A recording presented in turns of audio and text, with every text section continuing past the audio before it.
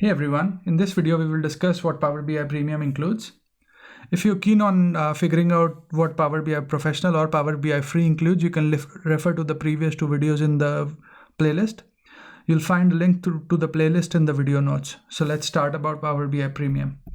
So Power BI Professional was a user-based license, while Power BI Premium is a capacity-based license.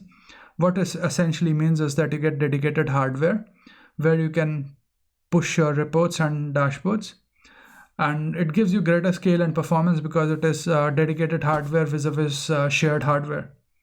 And also when with the capacity based license, you do not need to buy per user licenses.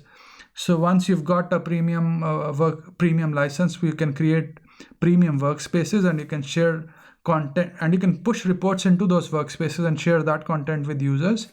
And those users with whom you share the content don't have to have a professional license.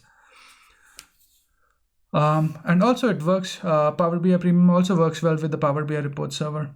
That pretty much captures what Power BI Premium includes with Power BI Professional, and it obviously contains everything that Power BI Free has.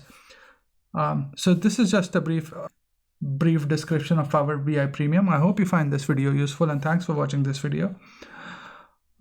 Please do subscribe to my channel and like my videos if you enjoy what I'm doing. Cheers, bye.